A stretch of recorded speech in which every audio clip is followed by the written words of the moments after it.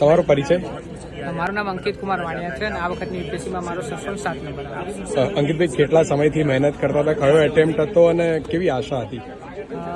મહેનતની શરૂઆત તો 2017થી જ થઈ ગઈ, પણ જો યુપીએસસીની સ્પેસિફિક વાત કરીએ તો 2022થી શરૂઆત કરીને બેક ટુ બેક આ ત્રીજી મેન્સ લખી છે મેં અને ફર્સ્ટ ટાઈમ ઇન્ટરવ્યુ આપીને સિલેક્શન થયું છે.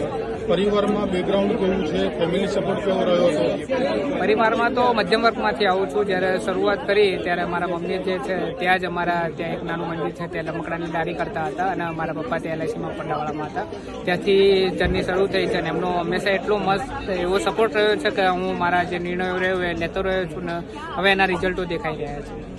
શું ગોલ હતો? ગોલ પૂરો થયો છે કે હજુ ફરીથી એક એટેમ્પ્ટ આપવાની ઈચ્છા ખરી?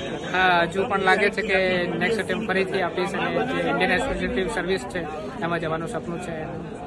કેટલા કલાકનું તમે રોજનું આમાં વાંચન હતું? કેટલા કલાકનો અભ્યાસ કરવો પડતો હતો? એવું કોઈ કલાક તો ગણ્યા નથી, પણ જ્યારે તમે કોઈ બીજી વસ્તુમાં જોડાયેલા હોય તમારે ફક્ત તૈયારી જ કરવાની હોય તો સવારથી લઈને જે સાંજ સુધીનો સમય છે એમાં તમે જેટલું એનો મેક્સિમમ યુટિલાઇઝ કરો એ જ કરવાનું હોય.